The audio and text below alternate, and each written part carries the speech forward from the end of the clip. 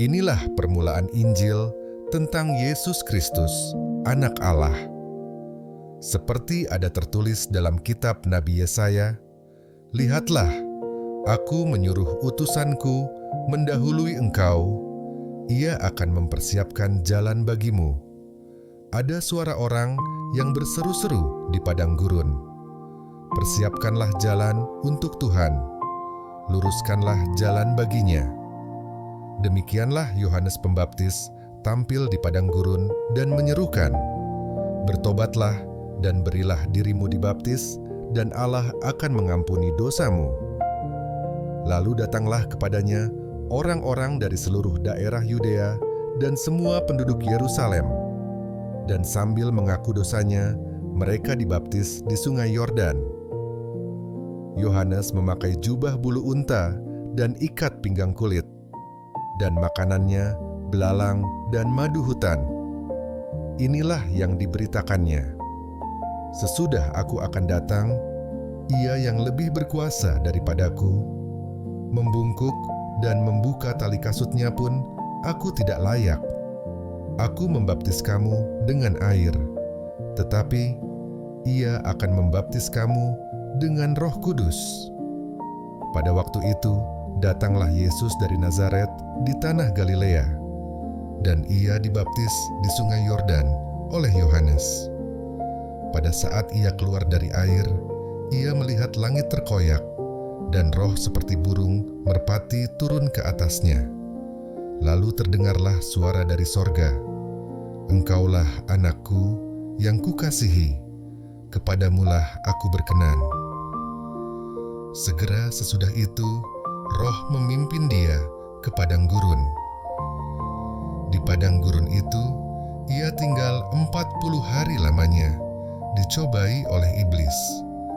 Ia berada di sana di antara binatang-binatang liar, dan malaikat-malaikat melayani dia.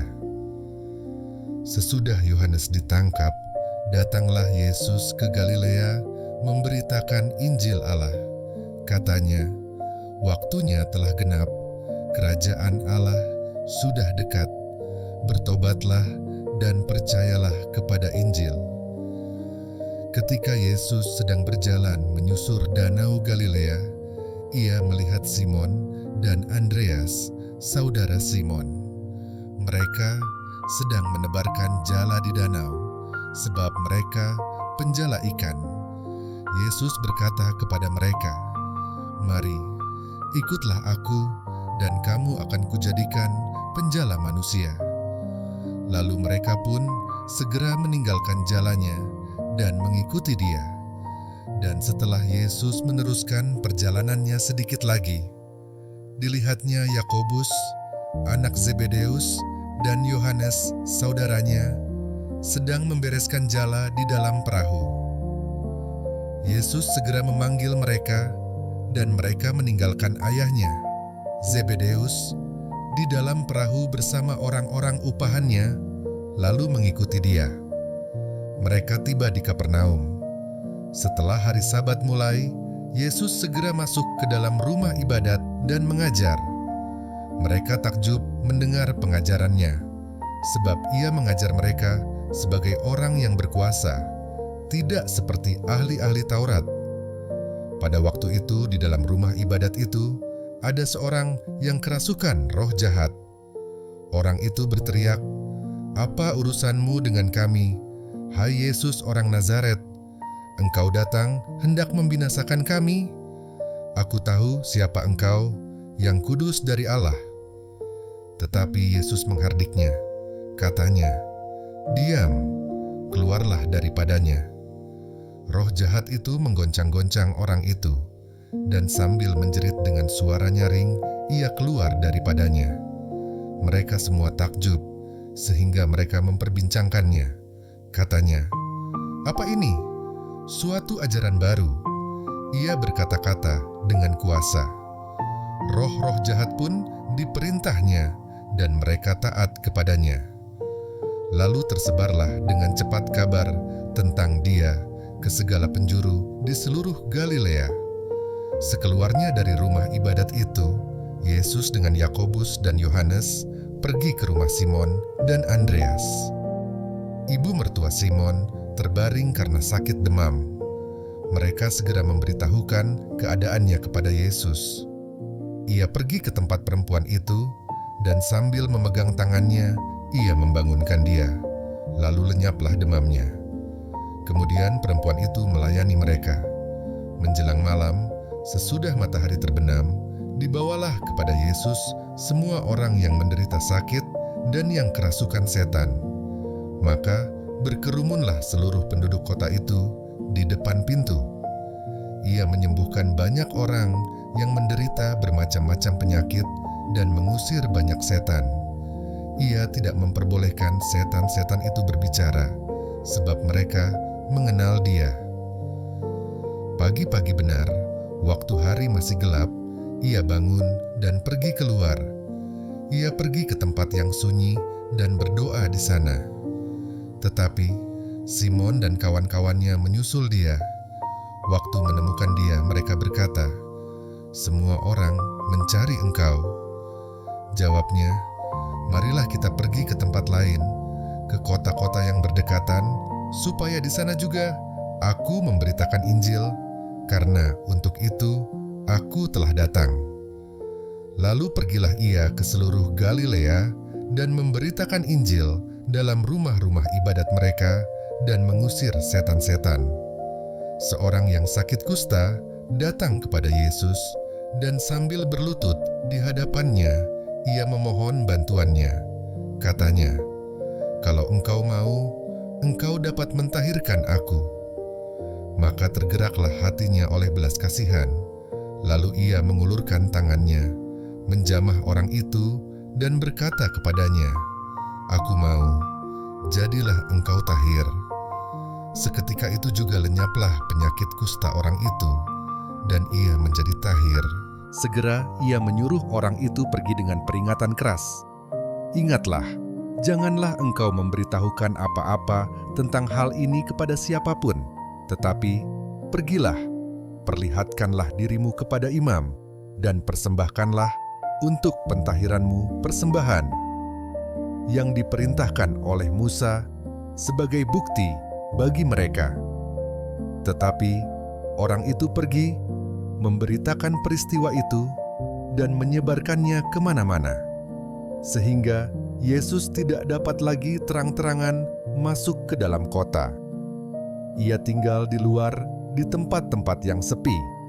Namun, orang terus juga datang kepadanya dari segala penjuru. Kemudian, sesudah lewat beberapa hari, waktu Yesus datang lagi ke Kapernaum, tersiarlah kabar bahwa ia ada di rumah. Maka datanglah orang-orang berkerumun sehingga tidak ada lagi tempat. Bahkan di muka pintu pun tidak. Sementara ia memberitakan firman kepada mereka, ada orang-orang datang membawa kepadanya seorang lumpuh, digotong oleh 4 orang. Tetapi mereka tidak dapat membawanya kepadanya karena orang banyak itu. Lalu mereka membuka atap yang di atasnya. Sesudah terbuka, mereka menurunkan tilam, tempat orang lumpuh itu terbaring. Ketika Yesus melihat iman mereka, berkatalah ia kepada orang lumpuh itu, "Hai anakku, dosamu sudah diampuni." Tetapi di situ ada juga duduk beberapa ahli Taurat. Mereka berpikir dalam hatinya, "Mengapa orang ini berkata begitu? Ia menghujat Allah. Siapa yang dapat mengampuni dosa selain daripada Allah sendiri?" Tetapi Yesus segera mengetahui dalam hatinya bahwa mereka berpikir demikian. Lalu ia berkata kepada mereka, "Mengapa kamu berpikir begitu dalam hatimu? Manakah lebih mudah mengatakan kepada orang lumpuh ini, 'Dosamu sudah diampuni,' atau mengatakan, 'Bangunlah, angkatlah tilammu dan berjalan'? Tetapi supaya kamu tahu bahwa di dunia ini Anak Manusia berkuasa mengampuni dosa." Berkatalah ia kepada orang lumpuh itu, "Kepadamu, kukatakan, bangunlah, angkatlah tempat tidurmu, dan pulanglah ke rumahmu." Dan orang itu pun bangun, segera mengangkat tempat tidurnya dan pergi keluar di hadapan orang-orang itu, sehingga mereka semua takjub lalu memuliakan Allah. Katanya, "Yang begini belum pernah kita lihat." Sesudah itu, Yesus pergi lagi ke pantai danau, dan seluruh orang banyak datang kepadanya, lalu ia mengajar mereka. Kemudian ketika ia berjalan lewat di situ, ia melihat Lewi anak Alfeus duduk di rumah cukai, lalu ia berkata kepadanya, "Ikutlah aku." Maka berdirilah Lewi, lalu mengikuti dia. Kemudian ketika Yesus makan di rumah orang itu, banyak pemungut cukai dan orang berdosa makan bersama-sama dengan dia dan murid-muridnya, sebab banyak orang yang mengikuti dia. Pada waktu ahli-ahli Taurat dari golongan Farisi melihat bahwa ia makan dengan pemungut cukai dan orang berdosa itu, berkatalah mereka kepada murid-muridnya, "Mengapa ia makan bersama-sama dengan pemungut cukai dan orang berdosa?" Yesus mendengarnya dan berkata kepada mereka, "Bukan orang sehat yang memerlukan tabib, tetapi orang sakit. Aku datang bukan untuk memanggil orang benar, melainkan orang berdosa." Pada suatu kali, ketika murid-murid Yohanes dan orang-orang Farisi sedang berpuasa, datanglah orang-orang dan mengatakan kepada Yesus, "Mengapa murid-murid Yohanes dan murid-murid orang Farisi berpuasa, tetapi murid-muridmu tidak?" Jawab Yesus kepada mereka, "Dapatkah sahabat-sahabat mempelai laki-laki berpuasa sedang mempelai itu bersama mereka? Selama mempelai itu bersama mereka, mereka tidak dapat berpuasa. Tetapi waktunya akan datang mempelai itu diambil dari mereka, dan pada waktu itulah mereka akan berpuasa. Tidak seorang pun menambalkan secarik kain yang belum susut pada baju yang tua, karena jika demikian kain penambal itu akan mencabiknya. Yang baru mencabik yang tua, lalu makin besarlah koyaknya. Demikian juga, tidak seorang pun mengisikan anggur yang baru ke dalam kantong kulit yang tua, karena jika demikian, anggur itu akan mengoyakkan kantong itu, sehingga anggur itu dan kantongnya dua-duanya terbuang. Tetapi anggur yang baru hendaknya disimpan dalam kantong yang baru pula. Pada suatu kali, pada hari Sabat, Yesus berjalan di ladang gandum, dan sementara berjalan, murid-muridnya memetik bulir gandum. Maka kata orang-orang Farisi kepadanya, "Lihat, mengapa mereka berbuat sesuatu yang tidak diperbolehkan pada hari Sabat?" Jawabnya kepada mereka, "Belum pernahkah kamu baca apa yang dilakukan Daud ketika ia dan mereka yang mengikutinya kekurangan dan kelaparan? Bagaimana ia masuk ke dalam rumah Allah waktu Abiatar menjabat sebagai imam besar, lalu makan roti sajian itu, yang tidak boleh dimakan kecuali oleh imam-imam, dan memberinya juga kepada pengikut-pengikutnya." Lalu kata Yesus kepada mereka, "Hari Sabat diadakan untuk manusia dan bukan manusia untuk hari Sabat. Jadi, Anak Manusia adalah juga Tuhan atas hari Sabat." Kemudian Yesus masuk lagi ke rumah ibadat. Di situ ada seorang yang mati sebelah tangannya. Mereka mengamat-amati Yesus kalau ia menyembuhkan orang itu pada hari Sabat, supaya mereka dapat mempersalahkan dia. Kata Yesus kepada orang yang mati sebelah tangannya itu, "Mari, berdirilah di tengah." Kemudian katanya kepada mereka, "Manakah yang diperbolehkan pada hari Sabat? Berbuat baik atau berbuat jahat? Menyelamatkan nyawa orang atau membunuh orang?" Tetapi mereka itu diam saja. Ia berduka cita karena kedegilan mereka, dan dengan marah ia memandang sekelilingnya kepada mereka, lalu ia berkata kepada orang itu, "Ulurkanlah tanganmu." dan ia mengulurkannya. Maka sembuhlah tangannya itu. Lalu keluarlah orang-orang Farisi dan segera bersekongkol dengan orang-orang Herodian untuk membunuh dia. Kemudian Yesus dengan murid-muridnya menyingkir ke danau, dan banyak orang dari Galilea mengikutinya. Juga dari Yudea, dari Yerusalem, dari Idumea, dari seberang Yordan, dan dari daerah Tirus dan Sidon, datang banyak orang kepadanya. Sesudah mereka mendengar segala yang dilakukannya, ia menyuruh murid-muridnya menyediakan sebuah perahu baginya karena orang banyak itu, supaya mereka jangan sampai menghimpitnya. Sebab ia menyembuhkan banyak orang, sehingga semua penderita penyakit berdesak-desakan kepadanya hendak menjamahnya. Bila mana roh-roh jahat melihat dia, mereka jatuh tersungkur di hadapannya dan berteriak, "Engkaulah Anak Allah." Tetapi ia dengan keras melarang mereka memberitahukan siapa dia. Kemudian naiklah Yesus ke atas bukit. Ia memanggil orang-orang yang dikehendakinya, dan mereka pun datang kepadanya. Ia menetapkan 12 orang untuk menyertai dia, dan untuk diutusnya memberitakan Injil, dan diberinya kuasa untuk mengusir setan. Ke-12 orang yang ditetapkannya itu ialah Simon, yang diberinya nama Petrus, Yakobus anak Zebedeus, dan Yohanes saudara Yakobus, yang keduanya diberinya nama Boanerges, yang berarti anak-anak guru. Selanjutnya Andreas, Filipus, Bartolomeus, Matius, Towes, Yakobus anak Alfeus, Tadeus, Simon orang Zelot, dan Yudas Iskariot, yang mengkhianati dia. Kemudian Yesus masuk ke sebuah rumah. Maka datanglah orang banyak berkerumun pula, sehingga makan pun mereka tidak dapat.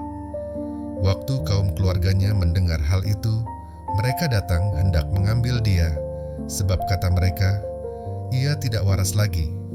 Dan ahli-ahli Taurat yang datang dari Yerusalem berkata, ia kerasukan Beelzebul, dan dengan penghulu setan, ia mengusir setan.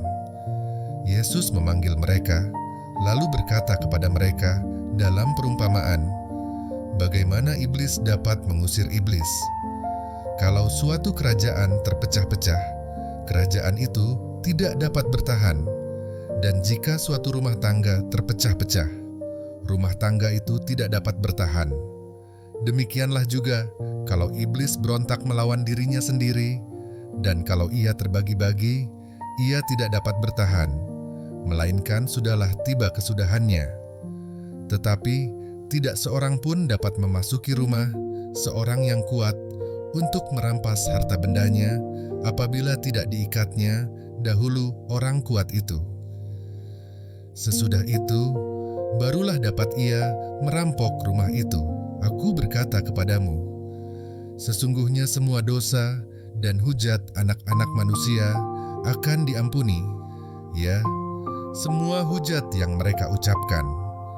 Tetapi apabila seorang menghujat Roh Kudus, ia tidak mendapat ampun selama-lamanya, melainkan bersalah karena berbuat dosa kekal. Ia berkata demikian karena mereka katakan bahwa ia kerasukan roh jahat. Lalu datanglah ibu dan saudara-saudara Yesus. Sementara mereka berdiri di luar, mereka menyuruh orang memanggil dia. Ada orang banyak duduk mengelilingi dia. Mereka berkata kepadanya, lihat, ibu dan saudara-saudaramu ada di luar dan berusaha menemui engkau. Jawab Yesus kepada mereka, siapa ibuku dan siapa saudara-saudaraku? Ia melihat kepada orang-orang yang duduk di sekelilingnya itu dan berkata, ini ibuku dan saudara-saudaraku. Barang siapa melakukan kehendak Allah, dialah saudaraku laki-laki, dialah saudaraku perempuan, dialah ibuku.